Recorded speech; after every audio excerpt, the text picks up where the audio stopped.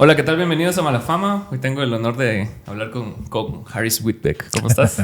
Bien, Alan, muchas gracias. Qué bueno estar acá. La verdad sí, me interesa mucho hablar con vos por tu trayectoria y todo. Y gracias por venir. Cabal, ¿cómo te la has pasado este año y medio que vas en el Linguat y todo el rollo? Año y medio, a veces siento que han pasado como 20. Y a veces me da miedo que está pasando tan rápido el tiempo porque uno tiene tantos proyectos, tantos sueños, tantas ideas y da ansiedad porque el tiempo vuela. El tiempo vuela. Sí. Cuando entré al gobierno alguien me comentó que era como estar en gobierno era como es como ser padre de un bebé nuevo cuando las noches, ¿cómo es el dicho? Los días son largos pero los años son muy cortos. Y es cierto. Sí. Es cierto, y lo que pasa cuando estás en un gobierno por 4 años, tenés un año para medio aprender el rollo. En el año 1, el año 2 ya ya entendiste. Entonces ya puedes empezar a ejecutar y ya todo va fluyendo. Y tenés en tiempo real, tenés básicamente los años 2 y buena parte del 3 para realmente echar a andar proyectos. Sí. Porque al final es el año 3 ya se vuelve político el tema, porque ya empieza la campaña electoral y todo eso. Y el año 4 ya es año de cierre de la gestión. Entonces el tiempo efectivo para realmente hacer cosas es muy corto. Sí. Eso da ansiedad porque yo entré con muchísimos planes y ahí están y los estamos ejecutando. Pero sí, ya estoy pensando en que ya se va a acabar esto y ahora qué. Sí, y lo que siento también es que desde el INGUAT también es un cachito más como amable, ¿no? O sea, no está tan en el foco como ponerte un congreso o un ministerio de comunicaciones y eso. Sí, o sea, el INGUAT de por sí es una institución muy, muy noble. Es una institución que tiene más de 40 años de existir. La temática del INGUAT es bonita, o sea, es atraer a gente al país a que se la pase bien. Es hacer que la gente se la pase bien y asegurar que haya una derrama económica interesante que proviene de esos turistas, de esos viajeros. Entonces, la temática es muy bonita y es propositiva y estás construyendo. O sea, si querés, tenés la posibilidad de construir muchas cosas, de sembrar los cimientos de proyectos de desarrollo de comunidades a largo plazo. O sea, hay mucho espacio para ser muy creativo. Puede ser controversial como cualquier puesto, puede sacar ronchas como cualquier puesto en el gobierno, claro. Pero ahí voy día a día y muy enfocado en lo que estamos haciendo, muy confiado en que, o sea, a mí lo que me lo decía mi papá que estuvo en gobierno muchos años, hace mucho tiempo, que él siempre me decía, mi hijo, yo duermo tranquilo todas las noches. Y me decía, yo duermo tranquilo porque no hago nada malo. Entonces yo estoy muy tranquilo con todo lo que estamos haciendo porque no estamos haciendo nada malo. Estamos siendo transparentes, estamos cuidando la calidad del gasto, no estamos hueveando. Yo no entré a esto para hacerme rico, yo tengo todo lo que necesito, no necesito nada más en mi vida. Entonces eso te da mucha libertad y mucha tranquilidad. ¿Y cómo empezaste? ¿Cómo fue recibir esta oferta? Porque vos venís del periodismo y como que pasaste 20 años en CNN y otros tantos aquí en Guatemala. Entonces, ¿cómo fue para vos como hacer el cambio de chip y decir, bueno, sí? O sea, sí. ¿Lo sentiste como un llamado o si fue algo más así como, bueno, lo voy a pensar más? No, fíjate que cuando se dio. El turismo siempre me había interesado. Yo de chiquito decía que iba a ser, que cuando de grande iba a ser corresponsal extranjero y que iba a cubrir guerras y todo el rollo. Y que cuando me cansara de eso iba a regresar a Guatemala y que iba a poner restaurantes y hoteles porque el turismo siempre me encantaba. Okay. Entonces, de hecho puse restaurantes y eso con eso ingresé, digamos, al mundo de las cámaras empresariales de turismo. Estuve en la junta directiva de Camtur muchos años. Entonces ahí fui aprendiendo un poco sobre la industria. Y hace 4 años y medio con mis hermanos iniciamos el proyecto de un hotel, a diseñar un hotel en Atitlán, un proyecto del cual me retiré ahora por temas de transparencia y de probidad y fue una de las condiciones que discutí mucho que comenté mucho con el presidente cuando me ofreció el puesto. Entonces no estoy metido en ese proyecto, pero el haberlo diseñado me enseñó mucho sobre la industria en sí. Entonces, siento que llegué a esto con conocimiento, no sobre el servicio público per se, pero sí sobre el potencial que el turismo tiene. ¿Cómo llegué ahí? Después de la segunda vuelta, cuando ganó el presidente electo, lo conocí en una cena que ofrecieron unos amigos empresarios, una cena muy pequeña, y empezamos a platicar y le dije, mire, yo quiero que sean un éxito, entonces lo que necesiten estoy a la orden. Me pidió mi teléfono, como a las 2 semanas me escribió. Yo andaba en el Darién, en Panamá, haciendo un reportaje sobre migrantes, y en eso entra un WhatsApp de Bernardo Arevalo. Dije, la madre. No puede ser. me ilusionó mucho, pero dije, bueno, o sea, yo ofrecí. Y entonces, pues, toca cumplir. Toca cumplir. Y no toca cumplir, o sea, quiero cumplir. Claro. Entonces empezamos a hablar de qué rol podía ocupar en el gobierno, y yo sugerí que fuera turismo. Le conté por qué. Y así está, aquí estoy. ¿Y cómo fue tu inicio en el periodismo? Vámonos así atrás en la historia. Así el joven Harris se gradúa del colegio y decide estudiar periodismo. Porque me acabas de decir eso de que, o sea, vos soñaste siempre como que cubrir, ser corresponsal internacional y eventualmente tener restaurantes. O sea, ¿cómo fuiste materializando ese primer sueño? Mira, es algo que yo siempre supe.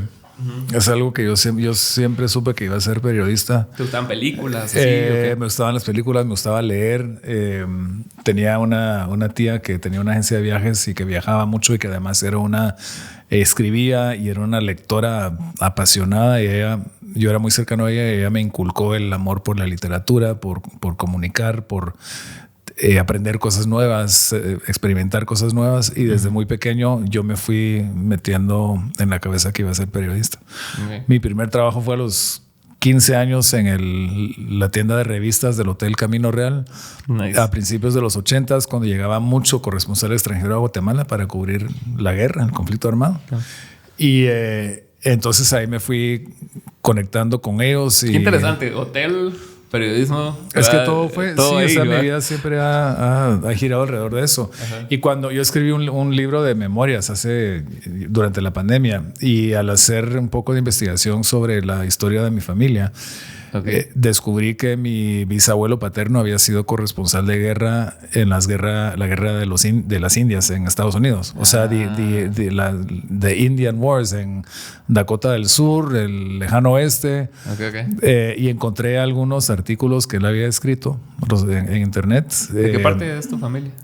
La familia de mi papá. O sea, mi bisabuelo paterno era de Dakota del Sur, que él nació ahí porque su papá era el corresponsal de guerra durante las guerras indias. Mi abuela materna era guatemalteca, de una familia establecida aquí, pues de descendientes españoles. Mi abuelo llegó a Guatemala porque trabajaba para el ferrocarril. Y aquí conoció a mi abuela y pues creció la familia. Sí. Pero entonces como que el periodismo ya lo traía de otras generaciones. Sí. Entonces, y siempre se me hizo muy natural entrar al periodismo, no es algo que me haya costado. Cuando haces algo, es que no sé, es muy raro, pero cuando instintivamente sabes que estás haciendo lo que te toca hacer, lo haces bien y no te cuesta. Y estoy sintiendo eso ahora en turismo, en servicio público. O sea, me está fascinando. Yo no tenía idea que me iba a gustar tanto. No, o sea, ¿tenías como estigmas al respecto o simplemente no tenías idea? O sea, no tenía idea. Bueno, tenía una idea vaga porque, como te decía, mi papá estuvo en varios gobiernos. Sabía que iba a ser enfrentarse a un sistema muy lento, muy burocrático, muy ineficiente, con leyes y reglas y reglamentos que a veces no hacen sentido en el mundo de hoy. Sabía que podía ser muy frustrante, pero entré sabiendo eso. Entonces como que hice el trabajo mental de no volverme loco, sino que simplemente aceptando que las cosas son como son, y lo que hemos tenido que hacer, y eso se lo transmití mucho al equipo que armé, que estamos trabajando ahora en el INGUAT, que tenemos que ser muy creativos. O sea, existe un marco de ley que no se puede tocar, que no se puede mover, porque lo que más me mueve a mí es el respeto a la ley. O sea, hay cero lugar en mi vida para para salirme de eso. Entonces, pero sí les dije, dentro de ese marco legal tenemos que encontrar formas creativas de poder hacer cosas y de poder ejecutar un presupuesto y de poder romper con las formas tradicionales de gestionar el sector turístico que francamente no habían dado tantos resultados. Entonces, he abordado esto desde la creatividad, desde la comunicación, pero desde la responsabilidad también. Es bien importante también como que tener un marco ético y un código de valores así bien fuerte, ¿verdad? Sobre todo en política, porque siento yo, o a mi percepción, de que en estos últimos como 2-3 años me he vuelto más como inmerso en ese mundo y como que vas entendiendo ciertas dinámicas de poder y cierto tipo de comportamientos.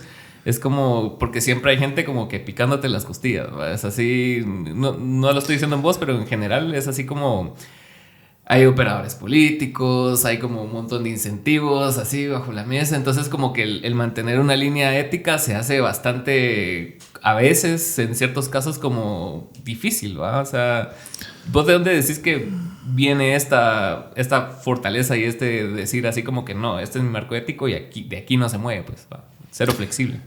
Es que sí, y eso es como un superpoder que tengo, no sé, pues yo no me presto a eso porque yo vivo, como te decía, estoy muy satisfecho con el momento en el que estoy en mi vida, en el momento en el que estaba en mi vida antes de asumir esta responsabilidad. Como te digo, ya tengo todo lo que necesito. Tengo mi apartamento, tengo mi carro, tengo mi casa en Atitlán, o sea, no necesito nada más. Claro. Soy feliz, estoy completo, estoy pleno. Y ese es un superpoder, porque entonces cuando entras a un puesto público sin carencias, sin tener que llenar vacíos, qué sé yo, entonces eso te hace libre y te permite simplemente ser y hacer tu trabajo. Sí. Y lo que me llena es lograr resultados y lograr cambios tangibles en el sector en el que estoy trabajando. Algo interesante que mencionabas antes es de que era como un llamado al periodismo y te gustaba tanto que no sé si te pasaba a vos, pero a mí me pasa ponerte cuando hago este tipo como contenido más multimedia y es así como que constantemente estoy pensando qué hacer, ¿va? Qué cosa nueva hacer, a qué invitado nuevo traer, de qué voy a hablar en otro video. Y eso que no es como mi labor periodística hacerlo, pues, pero me gusta. Y es como una forma que tiene uno de como hackearse. Y cada vez que vos estés estresado o estás triste, acudís a eso. ¿Te pasaba en el periodismo? O sea, de que era así como que estabas como, voy a usar la palabra, pero obsesionado con él, de que decía, bueno, sí, o sea, necesito tal cosa, pero era por amor, no tanto como una obsesión enfermiza. Sí, no eran las ganas de estar ahí, las ganas de hacer bien mi trabajo. Para mí siempre fue un gran sueño llegar a ser uno corresponsal para una de las grandes cadenas de televisión. Ese sueño lo fui cultivando cuando en mi adolescencia, cuando veía a esos grandes corresponsales en el Hotel Camino Real. Entonces yo quería hacer eso y cuando lo logré, lo disfrutaba tanto que había llegado a eso, pero no disfrutaba desde el punto de vista desde el ego, miren qué chingón yo lo logré, sino que realmente estaba disfrutando de lo que me daba eso. El poder ser testigo de primera fila acontecimientos de orden histórico global. Claro, sí. El reconocimiento, el aprender cosas nuevas todos los días, realmente lo disfrutaba mucho. ¿Y cómo se vive eso? O sea, ser corresponsal de guerra y estar en el punto caliente de la guerra. O sea, así una pulsión de muerte así bien fuerte, ¿verdad? Pues es una mezcla de emociones. Pues, o sea, obviamente te enfrentas a peligros y tomar riesgos todos los días, pero tomar riesgos como muy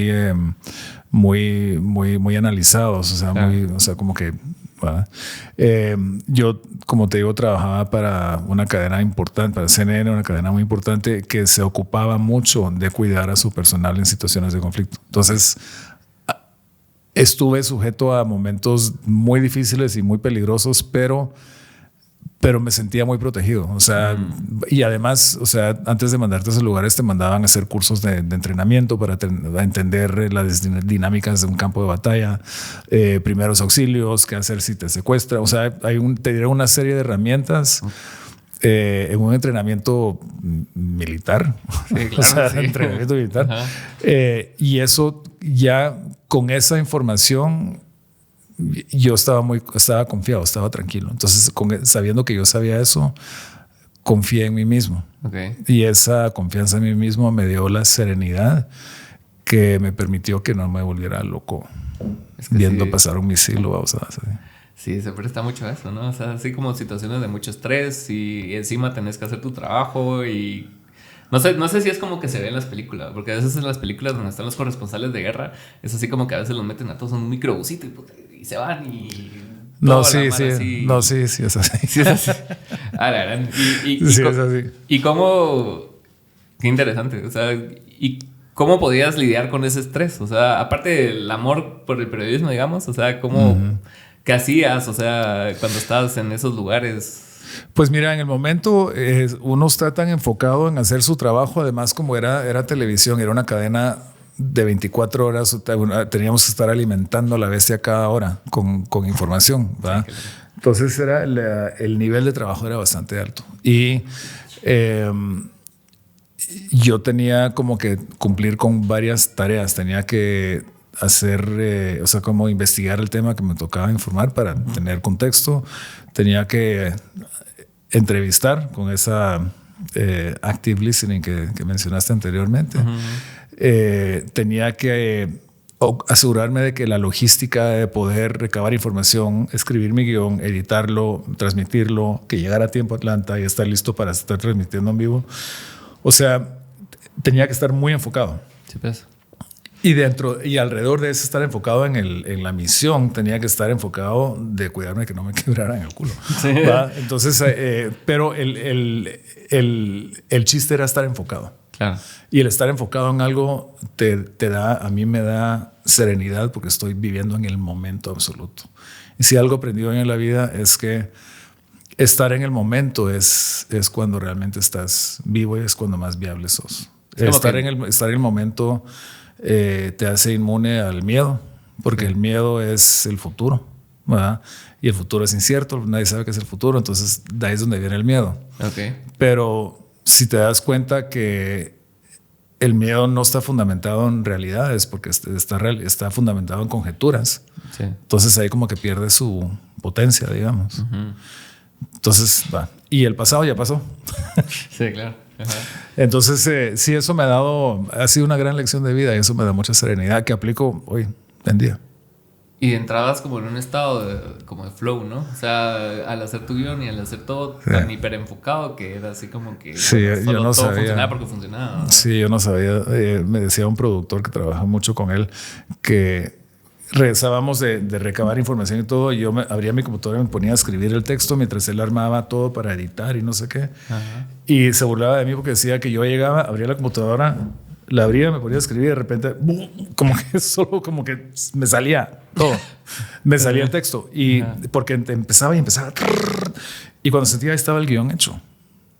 O sea, fue muy loco. Sin pensarlo tanto. Muy loco. Sí. Sin pensarlo. Claro, entonces mi técnica era, voy a como que sacar todo lo que vi, como que plasmar todo lo que vi y luego darle ya una pasada para encontrar el hilo narrativo y arreglar inconsistencias y ya que sonara más bonito. Pero sí es una técnica bastante burda.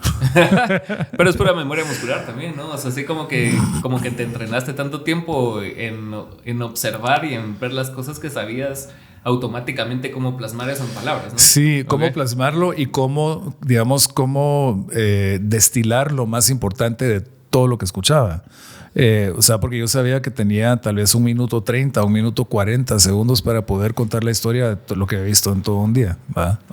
Entonces, sí me enseñó a ser muy ágil para tomar decisiones, para discernir lo que realmente es importante. Sí.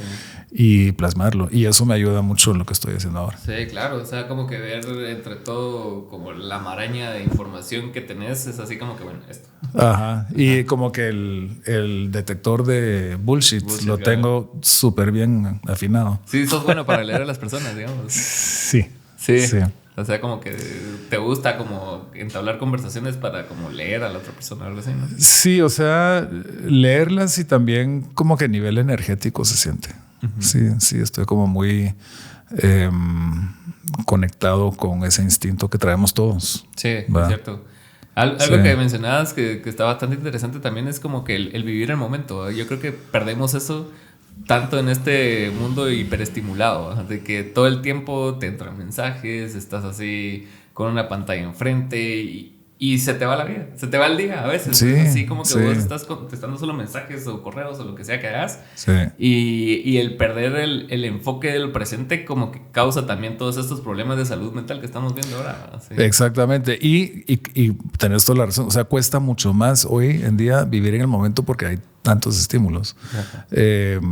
Sí, es un reto, pero si te acordás que siempre puedes regresar a eso, entonces ya se convierte en un superpoder. ¿Y cómo te mantienes así centrado para vivir en el presente siendo así tan, o sea, solicitado, digamos, así tan ocupado? Tengo un muy buen equipo. O sea, somos un equipo muy, el equipo del despacho, las direcciones que tengo son increíbles. Es gente súper comprometida, súper profesional, súper eficiente. Compartimos el mismo sentido de propósito.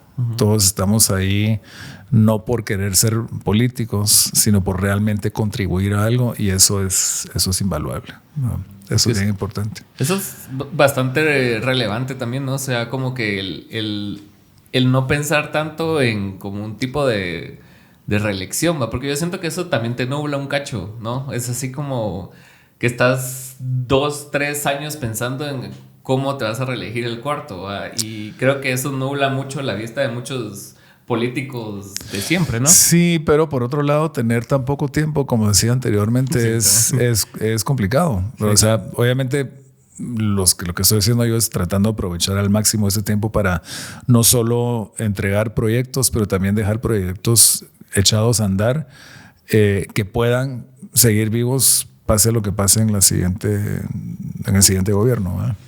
Y viviste un episodio así como de transición, una época de transición en el periodismo, porque yo me acuerdo que en alguna época en la historia del periodismo era así como, era más tranquilo, era así como no habían tantas noticias y de repente cambió este formato de 24 horas, como dijiste. O sea, ¿qué tanto cambió en el periodismo cuando cambió ese formato de ser un par de horas al día a hacer todo un día, todos los días? O sea, bueno, yo nací al mundo profesional del periodismo, ya dentro del ciclo de 24 horas. O sea, yo empecé a trabajar en CNN cuando llegara eso, ¿verdad? Entonces, de entrada ya estaba acostumbrado a saber que había que alimentar la bestia, que te decía, ¿verdad? Sí. Que es bueno y es malo porque la inmediatez, y eso se está viviendo hoy en día, que la gente consume sus noticias en el teléfono, en TikTok, claro, o en X, y hay tanta, o sea, buscan que sea tan inmediato y además no reciben el contexto adecuado. Entonces siento que la calidad de la información que están digiriendo no es la adecuada, y el tiempo que tienen para procesarla y buscar el contexto necesario para darle fondo a lo que están leyendo ya no existe. Entonces es peligroso. Es complicado. Yo escuchaba un podcastero, analista político que me gusta mucho. Estaba hablando de eso, precisamente, de que hay poco tiempo de como absorber la información de una manera más asertiva, digamos, y de poner en función esa información que estás absorbiendo de una manera práctica en tu vida, digamos, en un libro, muchas veces solo leemos y no nos tomamos el tiempo de leer, de subrayar, de escribir, de analizar, de interiorizar la información. Entonces como que todo se vuelve así. Sí, y yo admito, a mí me pasa eso. Y yo cada vez tengo, digamos, yo tengo que tener tanto en mi cabeza por lo que estoy diciendo ahora, claro, que sí me he encontrado, o sea, como que mi capacidad de retención o de atención no es lo que era antes. Y no es porque cumpla 60 la semana entrante, pero o tal vez sí, no sé. Pero sí me cuesta trabajo. Y digamos, irme a un fin de semana tranquilo con un libro a leer, que era cosa que hacía naturalmente antes, me cuesta trabajo ahora. ¿Te cuesta el prestarle atención al libro? Me cuesta el prestarle la atención al libro. Sí. Sí. Es complicado, ¿verdad? Sí, es complicado. Yo me tomo si estoy mucho tiempo en una pantalla como editando cosas o algo así y ya llevo como 45, 50 minutos en ello, me trato de tomar 10 minutos de esa hora, digamos, ya sea para leer o hacer una pausa activa. Ajá, sí. Algo que vos digas así, bueno, sí, va. Sí, no, es bien importante, o sea, yo creo para la salud mental es cada vez más importante ser consciente de eso y tener como que hábitos como ese, digamos, como vos decís, o sea, tomarte 10 minutos para estar en el momento, ¿verdad? Siento que a nivel, en mi vida profesional, uno siempre tiene mucho que aprender y siempre hay como cosas nuevas que uno puede ir adquiriendo para hacerlo mejor, pero siento que lo tengo bastante controlado, o sea, estoy en el momento, estoy enfocado, estoy rodeado de un equipo muy bueno que me ayuda a darle contexto a las cosas o que me ayuda a ejecutar las cosas. Siento que tengo visión para entender las implicaciones de algo.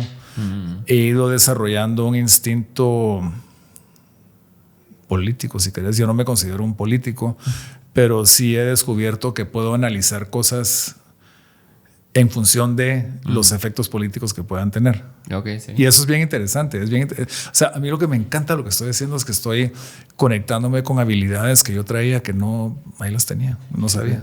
Es como estar siempre al borde de la cornisa que te hace como desarrollar nuevas habilidades. Sí, ¿no? sí.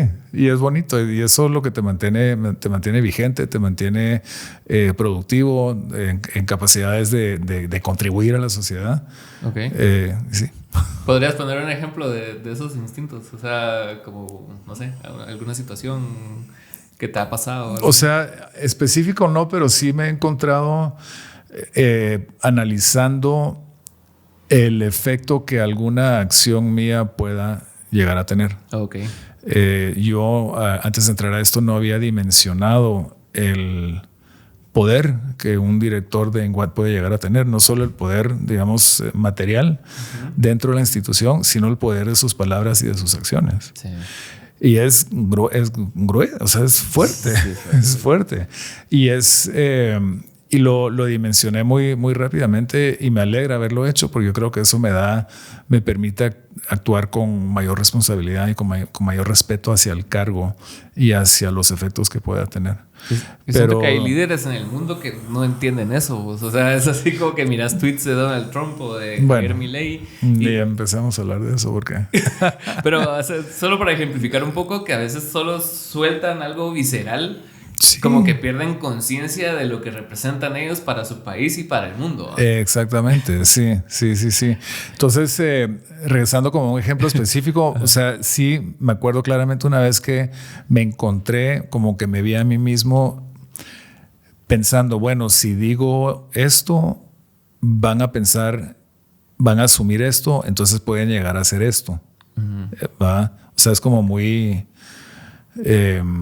¿cuál es la palabra? O sea, como que llegué a un nivel de análisis más profundo sobre las implicaciones de mis actos. Okay. Hablando de los efectos políticos que puede tener la acción de alguien que está en un puesto de poder. Sí, pues. De alto perfil, porque... Como que ya ves todos los posibles futuros, así como todos los outcomes que te puedan pasar. Sí. Pero eso no significa que digo las cosas pensando en el efecto que puedan tener. O sea, yo no es que me mida, no es que deje de hacer o decir las cosas por miedo a los efectos que puedan tener. Es eso. Eso ya es ser un político quizás no tan transparente o no tan honesto, y no me estoy refiriendo a nadie, pero yo siento que la forma ética y armoniosa de estar en un puesto de poder es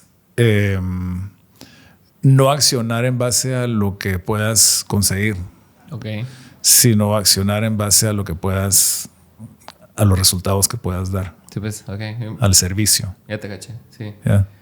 Y después de estar trabajando así como que tanto tiempo en CNN y hiciste tu carrera en otro país, o sea, ¿cómo fue cambiar el chip de venir de una mega empresa así a venir a Guatemala a trabajar acá? O sea, sí cambia mucho, Me imagino que sí, por el contexto sí, y todo. Mira, fue una transición como paulatina. O sea, cuando me fui a CNN, sí fueron 20 años ahí, ¿va? Entonces es una vida, es un montón de tiempo. Y cuando llegó a su fin, y llegó a su fin porque yo estaba manejando la oficina de CNN en México, la abrí y luego la operé durante 15 años. Wow. La cadena decidió... Yo trabajaba antes para CNN en español, luego me pasé a CNN en inglés y en ese momento CNN en inglés cambió sus prioridades sobre cobertura de América Latina y le quitó importancia a México. Entonces, qué hueva.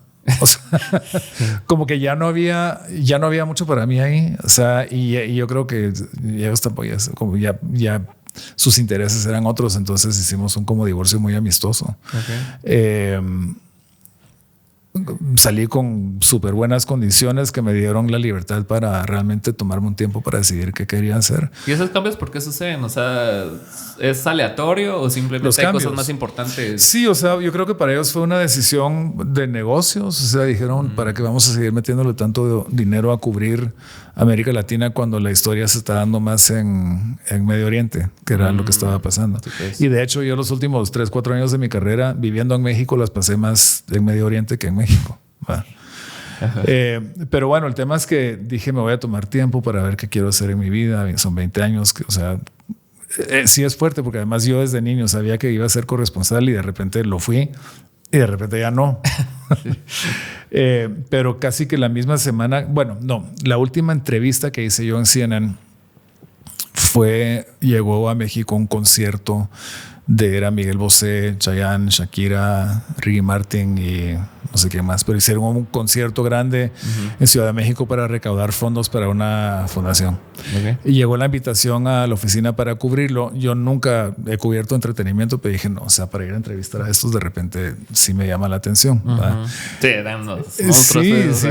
Sí. Y me tocó, entonces sí tuve una entrevista con Ricky Martin, donde estuvimos casi una hora hablando, pero porque hicimos como mucho clic, hablamos de mucha filosofía, o sea, muy, muy bonita la entrevista. Y esa noche su manager me invitó a cenar, entonces fuimos a cenar y me dice, si algún día querés dejar CNN, pues avísame porque nos interesa incursionar en el mundo de producción de televisión y de repente podemos hacer algo juntos. Le dije, pues por casualidad, que esta es mi última entrevista en CNN. Y de esa conversación nacieron otras conversaciones que llevaron a que fundáramos una productora de entretenimiento en Miami. Entonces me fui de cubrir guerras en Irak a producir realities en Miami. O sea, fue un cambio radical. 180 radical. No me gustó, pero salté de una cosa a otra. Inmediatamente salté de una cosa a otra. Es que sí, o sea, sin paliativo, simplemente. Sí, sin anestesia. Que lo quiera. ¿Y qué tal es producir realities? Pues es otro mundo. Porque sí tiene que llevar como cierto guión y dinámica, ¿no? O sea, sí, lo que pasa es que mi abordaje al principio era desde el periodismo, o sea, desde el periodismo puro. O sea, aquí honramos la verdad, honramos al televidente, aquí absolutamente transparente y, o sea, un reality. Sí. No. Sí. O sea, para nada. Pero bueno, estuvo bien. No, y recuerdo que me tocó ser el presentador de The Amazing Race, que era un reality bien divertido. No sé si conoces el formato, pero básicamente es una competencia entre 13 parejas que van viajando haciendo una como carrera de rally alrededor del mundo, en este caso de América Latina. Van sorteando retos en cada etapa de la carrera, se van eliminando y al final ganan unos. Pero ese formato lo creó un ex periodista holandés. Entonces yo dije, pues si lo hizo un periodista, me estoy tranquilo haciendo yo esto. Sí, claro. Y recuerdo que la noche antes de que empezara el rodaje le escribí una carta, le mandé un email. Bertrand, solo quiero que sepas de un periodista a otro que voy a honrar a nuestra profesión. O sea, me eché un rollo ahí de que y que abordo esto con toda la transcendencia. Y me contesta una oración, Harris, es solo televisión, cállate. Cálmate. Como cálmate.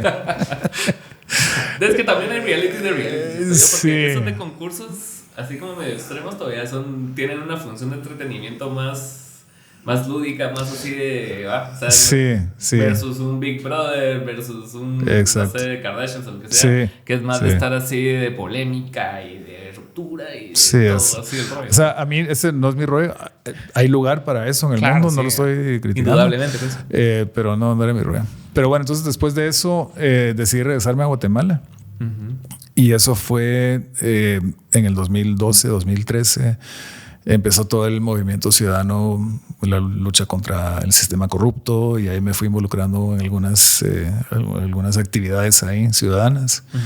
Y empecé a trabajar freelance, ya más haciendo documentales.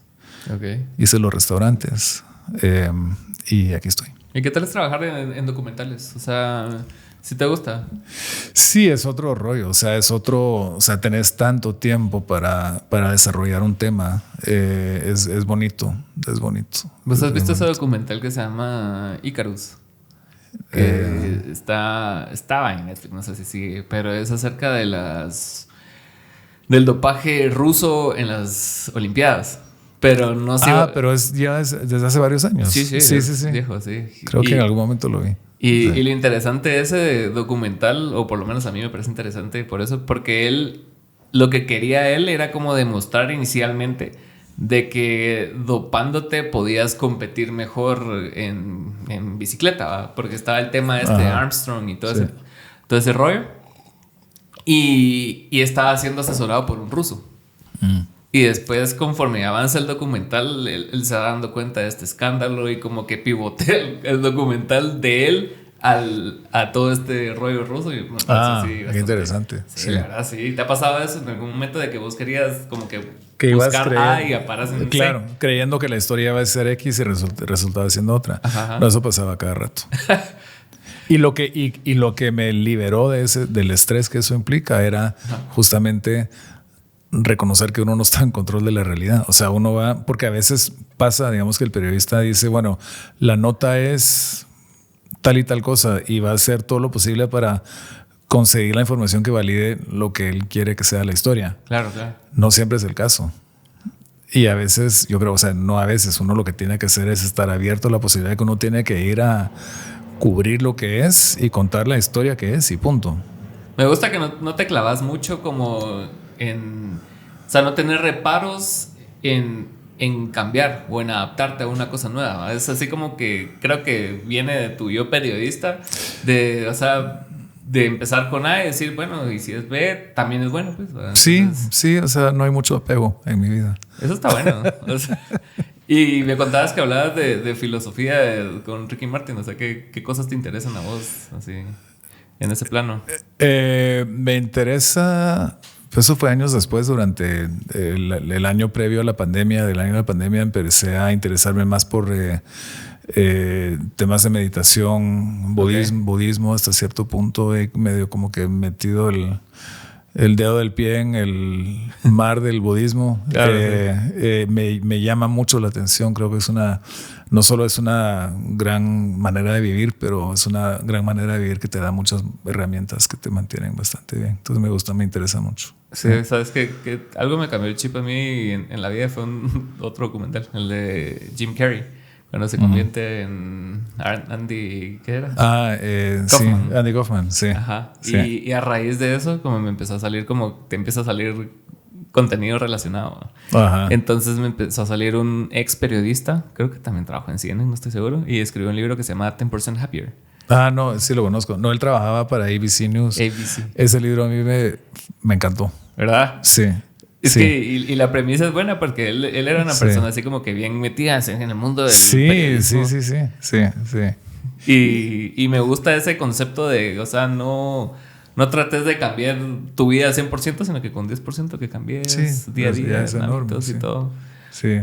Yo te digo, es algo, yo hablo abiertamente de esto. De hecho, publiqué un libro que publiqué, hablo de él, hay un capítulo entero dedicado a este tema. Pero yo tuve una experiencia de una terapia guiada por psicoterapeutas y médicos con psicodélicos. Nice. En Ámsterdam, donde es legal. Lo hice mi afán era periodístico porque había estado leyendo mucho sobre cómo en Silicon Valley estaban usando microdosis para ser más eficientes y no sé qué. Entonces como que el tema estaba estaba como de moda. Ah. Y yo estaba, esto fue en el verano del 2019, yo estaba en Madrid, estaba con mi entonces esposo. Teniendo unas broncas espantosas, estábamos en caos total en mi vida. Okay. Y una mañana me desperté y abrí me serví un café y abrí el internet y algo me guió a buscar terapia psicodélica. Okay. Y eso me llevó a este centro que está afiliado a la escuela, al Imperial College of Medicine de Oxford, que están en Ámsterdam, okay, donde hacen investigaciones sobre la psicoterapia asistida por psicodélicos. Y dije, yo me tengo que meter a eso. Entonces dije, mira, es legal, es científico, voy a estar seguro y es una oportunidad para aprender algo nuevo. Okay. Me cambió la vida. Es que supuestamente yo nunca he probado psicodélicos per se. O sea, yo tengo 15 años limpio y lo único que llegué a probar fue así como marihuana y alguna otra droga de fiesta. Pero he leído lo suficiente como para saber y visto como experiencias de gente que supuestamente crean como que nuevos surcos en tu cerebro y como que eso crea nuevas conexiones neurológicas, ¿no? Sí, exactamente, sí. Okay. Yo me puse a leer mucho sobre el tema porque, pues, periodista, quería estar muy bien documentado y entré a la experiencia que fue un seminario de un retiro de 3 días. Y te digo que habían dos, había una psicóloga, había un neurocientífico, un neuroscientist, okay, había un médico, o sea, era un grupo bien profesional. Y abordé la experiencia desde el periodismo, o sea, yo quiero entender esto, pero al rato me dejé ir. O sea, me dejé ir porque me dijeron, primero tenés que fijar como 3 intenciones para tu viaje. Y esas intenciones son las que van a guiar tu experiencia y mientras las tengas como norte durante tu viaje psicodélico, ajá, vas a ir solucionando un montón de cosas. Okay. Entonces así lo abordé, así lo hice. Y sí hay un antes y un después. Sí, definitivamente hay un antes y un después.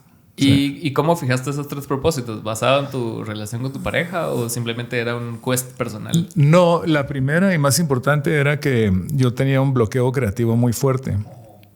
Yo había estado tratando de escribir este libro de memorias durante años y no me salía. O sea, no escribía más de un párrafo y lo dejaba durante años. Entonces quería entender eso. Esa fue mi intención principal. Y durante el viaje, ya cuando uno está ya tripeando, es que no quiero usar términos usados por gente metida en drogas porque no es eso. Realmente no es eso. Pero cuando estás ahí, de repente aparecieron, cuando estaba en la experiencia, aparecieron en mi conciencia, en la realidad en la que estaba en ese momento, un montón de gummy bears, o sea, de osos de gomina, gigantescos. Y me rodearon, empezamos a bailar juntos y empezó a sonar, empecé a escuchar una música como de fiesta infantil. Entonces era un ambiente muy sano, muy juguetón, y los osos me bailaban conmigo y todo.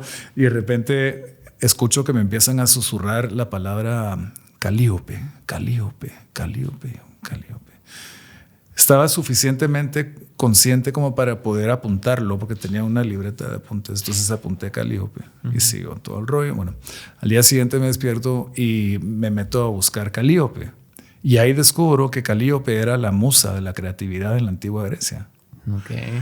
Entonces yo no le busqué explicación a eso, pero en ese momento entendí como que el mensaje era que la musa creativa vive en uno. Y cuando la necesitas, solo la tienes que llamar y ahí va a estar. En ese momento empecé a escribir y 5 meses después tenía el libro publicado por Editorial Planeta en México. Wow, sí, está interesante. Yo he escuchado, no eso precisamente, pero algo bastante similar de músicos y de bastantes personas así artísticas, sí, que al final del día como que las canciones ya existen, o sea, o los versos ya existen, sí, simplemente llegan a vos, como que uno viene como que en un estado de conciencia distinto, como que sí, es un estado de conciencia al cual uno puede acceder también por medio de la meditación budista o cualquier meditación. O sea, entras a un estado de conexión tan profundo con la sabiduría interior que todos tenemos. Es como un high, ¿no? El meditar se vuelve eso hasta cierto punto, ¿no? Como estar medio high por pues, la o sea, respiración. Si lo querés ver en esos términos, sí, pero la meditación también es llegar a estar en contacto con sabiduría tuya propia o sabiduría universal, no importa cómo le querrás decir. Pero sí es increíble. Sí, es bastante... Muy intenso. Es bien loco, ¿verdad? Porque yo tengo como que con los años he refinado un tipo de teoría con respecto a como los cuestionamientos de Dios y como ese tipo de cosas. Y una vez leí el libro de Phil Jackson, el entrenador de básquet. Y él tenía como métodos así bien, así de meditación y como que la conciencia y todo ese tipo de cosas. Y conforme pasan los años, o sea, ves cómo funcionan ese tipo de cultos religiosos y ese tipo de cosas inexplicables que pasan.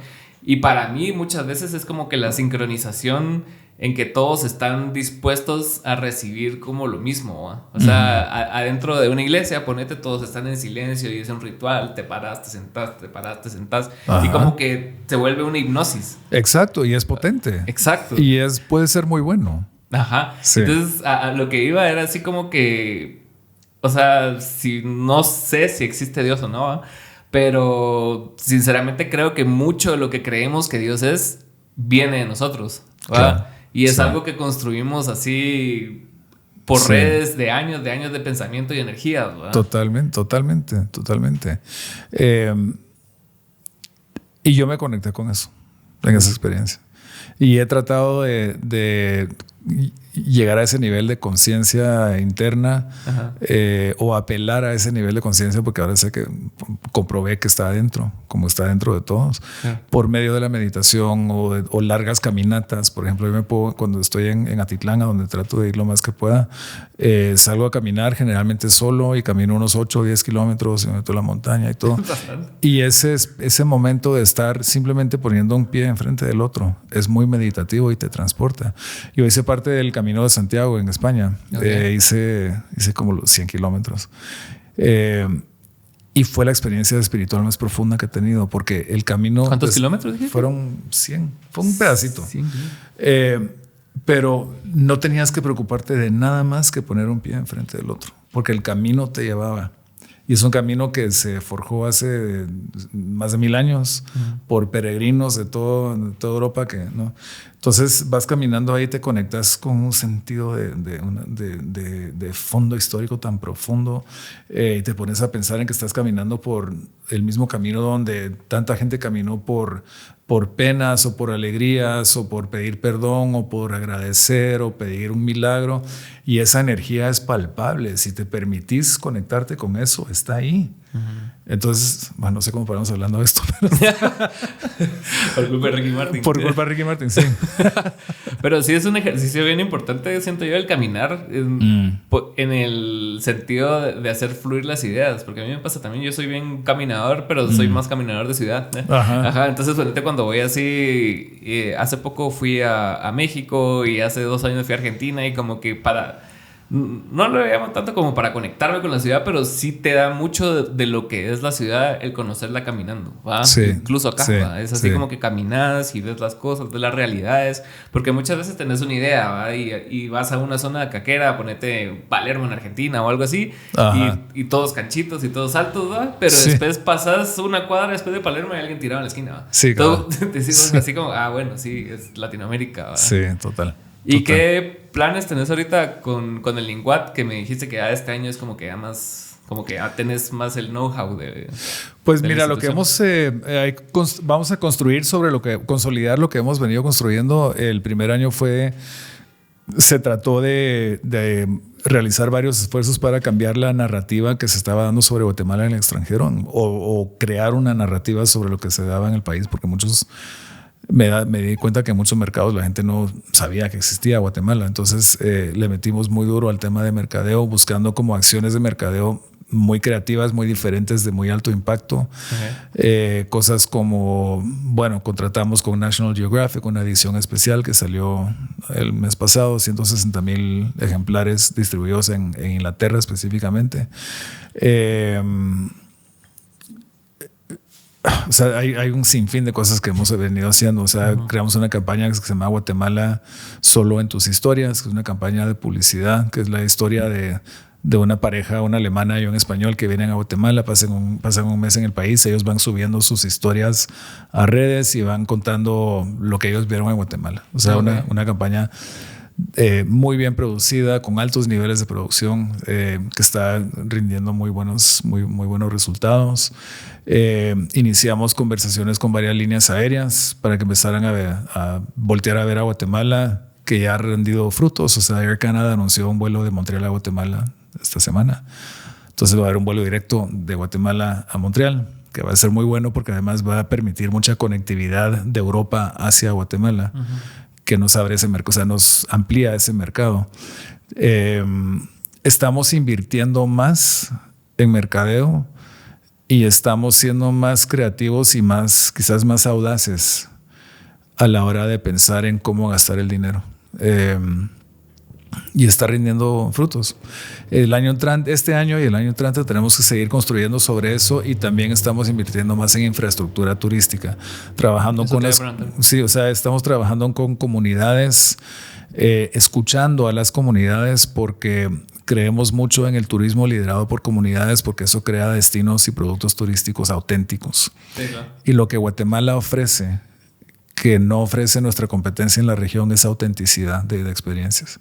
Una cultura maya viva, 3,000 años de historia, gastronomía de primer mundo, naturaleza. O sea, es un país tan rico en su oferta y oferta auténtica, que eso es lo que hay que potenciar más. Entonces, de esas conversaciones que tenemos en giras de escucha que realizamos por todo el país, que llegamos a comunidades y preguntamos, o sea, comunidades que tienen vocación turística, preguntamos cómo se quieren ver representados, qué quieren ustedes.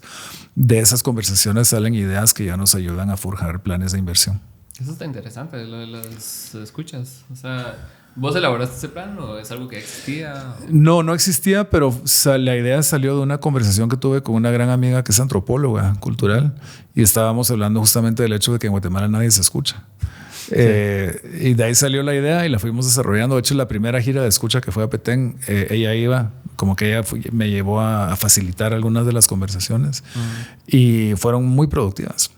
Y como te digo, lo que eso hace es que te permite crear productos turísticos muy auténticos y reales, y que tienen fondo, y eso lo hace atractivo. Porque eso ha cambiado también bastante de Linguat, o sea, la forma de comunicar, porque antes era así como un video de drones por todos los volcanes y todos los lagos, pero, o sea, sí ves el valor de lo bonito que es el país y la naturaleza y todo, pero sentía yo que carecía como de alma, ¿verdad? Era así como que no estaban comunicando mayor cosa de lo que nos representa. Pues, y yo soy un contador de cuentos. Yo he narrado historias toda mi vida, es lo que sé hacer. Y entonces seguimos contando historias ahora, y seguimos dejando que la gente cuente sus propias historias. Y la gente conecta con eso. Entonces, y ha dado resultados. En el primer año la visitación aumentó en un 15%. De un año para otro. Te digo que tenemos nuevas líneas aéreas entrando. Lo que hay que hacer ahora es incentivar la inversión en mayor infraestructura. Necesitamos más hoteles, pero no grandes complejos hoteleros como en la Riviera Maya. O sea, ese no es el modelo que queremos, sino que propiedades más pequeñas que estén muy vinculadas a las comunidades donde están. Que se vuelve un dilema ético. No sé si viste esa película de Descendants que sale George Clooney, y que ellos tenían una porción bien grande de Hawái, supuestamente su familia, y la querían vender a una cadena hotelera. Y como que el pueblo no quería, pero era una gran atracción turística y negocio y dinero. Entonces como que el consensuar eso sí es como bien complicado, ¿no? Como que sos un sellout completo o te importa la cultura, ¿va? Sí, exactamente. Sí, y yo creo que hay diferentes modelos de gestión del turismo que se pueden aplicar. Yo creo que el modelo que aplica para un país como Guatemala no es el turismo masivo de hoteles all inclusive llenos de ingleses emborrachándose en la playa. Sí. Porque Guatemala se merece más. El destino se ofrece la oportunidad de expresarse más, y la derrama económica yo creo que puede ser más equitativa y más justa y más de mayor impacto cuando se trabaja el turismo comunitario. Además, que es lo que la gente está buscando hoy en día. El turista de hoy, lo hemos visto en miles de estudios que hemos realizado y que he leído yo. El viajero de hoy busca experiencias, busca conexión, busca haber aprendido algo, haber probado algo nuevo. Y en Guatemala estamos perfectamente posicionados para eso. ¿Y dónde crees que vino eso como de buscar conexiones a través del turismo? Incluso con productos de consumo masivos se ha vuelto una tendencia también como el storytelling y como que la marca tenga una voz y todo eso. ¿Crees que de dónde viene? Pues me gustaría pensar que la humanidad se está reformando un poquito y que nos estamos volviendo un poco más humanos. Sí, no sé, yo siento que después el año de pandemia sí tuvo un efecto interesante en muchas personas. Fue a raíz de eso que se empezó a ver esta tendencia de gente que buscaba conectarse más con una comunidad, aprender más sobre sí misma. Creo que y eso ha ido creciendo. Yo creo que Guatemala es un país que el que viene a Guatemala no es el que se va de Guatemala después de haber estado acá, no es el mismo. Sí. Y eso es bien bonito.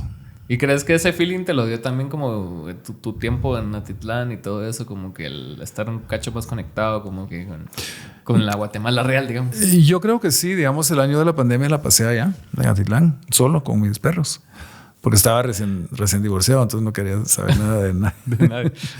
Pero sí fue un momento de mucha conexión con la naturaleza, conmigo mismo, de mucha sanación. O sea, tuve que estaba llorando a mi padre que había muerto meses antes de la pandemia. Solo eventos canónicos, así. Son como cambios de vida importantes. Sí. O sea, murió mi papá, luego terminó mi relación, que son cambios fuertes. Y el tener ese año de reflexión, digamos, en Atitlán, fue un regalo del cielo, pues. Sí, fijo. Y me ayudó mucho a ser quien soy. Y sobre todo Atitlán, como que tiene como algo, así como que, no sé. Sí, que... yo tengo una conexión muy especial con Atitlán. Desde niño, mi abuela vivió ahí. Cuando ella cumplió 70 años, se fue a vivir a Atitlán. ¿Así? Y entonces yo las iba a ver a ella, a mi tía, los iba a ver todos los fines de semana. O sea, yo tengo una conexión muy profunda con ella. Sí, pero no es nada nuevo para vos. O sea, no, sí. ¿Y cómo ha cambiado tu visión del mundo ahora que ya has vivido así como que todo prácticamente? O sea, ahorita que me estás contando. Bueno, espero que me falte. Espero que todavía. O sea, muchas cosas, pues. Es así como que viviste periodismo como corresponsal. O sea, viviste el mundo de entretenimiento. O sea, te pasó de todo antes de la pandemia, estuviste un año allá, ahora estás aquí en el INGUAT. Entonces, ¿cómo es así? O sea, ¿escribirías otras memorias nuevas? Yo creo que hay otro libro para escribir. Creo que todavía no, pero sí hay otra. Te puedo hablar sobre el estado en el que estoy. Y yo creo que el sentido de plenitud, de propósito y de ese estar en el momento que mencioné antes, nunca lo había sentido de una manera tan profunda como lo estoy sintiendo ahora. Okay. Y yo creo que es el resultado de todo lo que describiste. Yo creo que como que la vida te va llevando, eso suena muy como esotérico, que te vaya llevando hacia donde tienes que ir, sí. Pero esas experiencias que vas teniendo sí te llevan a un estado de ser y a un estado de pensar. Y si lo quieres, o sea, si lo quieres asumir así. Sí, claro, sí. Y yo creo que mi año de reflexión en Atitlán me dio las herramientas para entender dónde estoy y estar muy consciente de dónde estoy y del potencial que tengo, de las herramientas que tengo. Y qué rico poder darse cuenta de eso y poder ponerlas al servicio de algo más grande de uno, más grande que uno. Sí. Yo antes de asumir esto, yo estaba súper tranquilo en mi vida. Yo tenía un contrato freelance con una televisora de afuera, estaba haciendo un documental al mes, viajando 7 días al mes, de ahí 3 días para escribir y de ahí no hacía nada más que investigar el siguiente documental. O sea, estaba perfecto. Pero cuando comencé en esto y me conecté con ese sentido de propósito, me di cuenta de lo aburrido que estaba antes. Estaba terriblemente aburrido. Okay. Entonces ahora trabajo el triple, gano una tercera parte de lo que ganaba antes, pero duermo menos. Pero ese sentido de propósito y el saber que uno es parte de algo mucho más grande y que uno está contribuyendo no tiene precio. Es que sí, es muy importante también como el verse reflejado uno en las cosas que hace y que también esas cosas que no solo te reflejen a vos, sino que beneficien a otro grupo, ¿no? Sí, más allá de vos. Es como que un sentido de trascendencia así bien importante, ¿no? Sí, y es un sentido de trascendencia que no... En mi caso, trato de que no lo alimente mi ego. O sea, trato de separarme mucho de eso. Es chilero, sí, es chilero que te digan que sos un cabrón. Sí, sí, a todos nos gusta. A todos nos gusta. Sí, claro. Pero no es por eso que lo hago. Sinceramente, no es por eso que lo hago. Y para mí lo más importante es ese sentido de conexión con algo más grande y que sos parte de algo más grande y que podés contribuir a que ese algo más grande sea más justo, sea más placentero, sea más equitativo. O sea, bueno. Mucha madurez, ¿no? O sea, es así como que te noto, o sea, sí se nota como que la tranquilidad y como que cierta madurez en las cosas que estás tomando, porque tal vez si hubieras tomado esta oportunidad en otro momento de tu vida, tal vez no hubiera sido tan tranquilo y maduro y sereno como lo estás tomando ahora, ¿no? Puede ser, sí, obvio. O sea, estamos hablando no, pero definitivamente. Interesante que sobre ese tema me pasó cuando estalló la guerra en Ucrania. Okay. El periodista en mí saltó y dije, no, yo quiero estar ahí. Yo quiero estar ahí. Ya estaba yo en otro momento de mi vida, entonces no fui. Pero sí me puse a pensar en que si yo hubiera ido a Ucrania sabiendo lo que sé hoy de mí, hubiera hecho un trabajo, o sea, cuando estuve en Irak y en Afganistán hice un buen trabajo porque si no hubiera tenido la carrera que tuve. Sí, claro. Pero años después yo como todos he crecido muchísimo y he sabido como que sacar lecciones de la vida.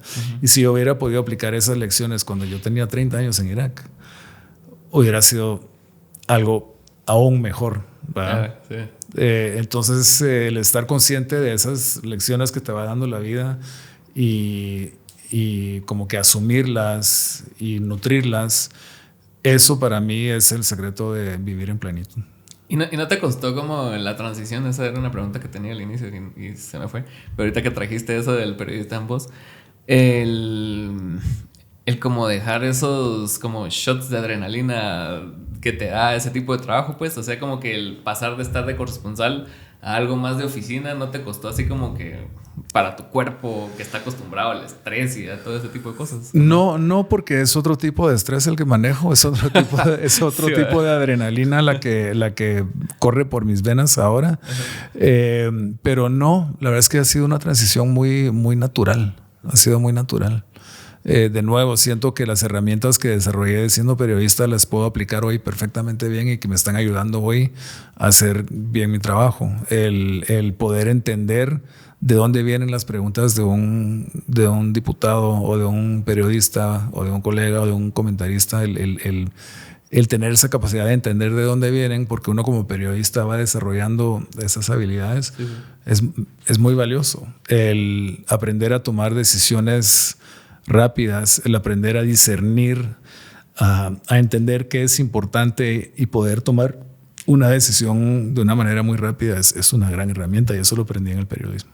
Sí, eso es bien valioso, ¿no? O sea, como que el aprender a aplicar cosas que aprendiste en otra disciplina en algo completamente distinto, ¿va? Es como que un rasgo, no solo de inteligencia, sino que también un cacho de supervivencia. Sí. Porque muchas personas es así como que, no sé, o sea, aprendiste algo jugando básquet y no sabes aplicarlo en otro deporte, sino que tenés esa visión de entender ese tipo de cosas, ¿no? O sea, sí, es importante, ¿no? Sí. Y es también como entregarse al proceso, entregarse al momento en el que estás. Claro. Y confiar en que tener las herramientas para hacer lo que vas a hacer. Buenísimo. Gracias por venir, Harris. No, buena conversación. Gracias. Se pasó volando. Sí, se fue así por todo lado, ¿verdad? Sí, me gusta. Sí. Pero gracias por venir y no, gracias ¿cómo te seguimos o qué? ¿Qué Ahí seguimos? Estamos. Estamos. Sí, estamos. Que seguimos. Redes sociales y todo eso. Redes sociales, sí, va. Mi página en Instagram es mi nombre, Harris Whitbeck, es mi página personal. Así vi que no, si quieren quejas, ahí está la profesional, algo así decía, ¿no? Sí, es que yo dije ahí que si me quieren, no me acuerdo cómo lo dije, pero Si quieren sacar la madre, ahí si me quieren sacar la madre, vayan a la página oficial. Esta es mi personal, mi página personal, tengo derecho a poner lo que yo quiera. Pongo muchas cosas de turismo, pero si quiero poner una foto donde yo veo que creo que es algo bien, pues la voy a poner. Se vale. Sí.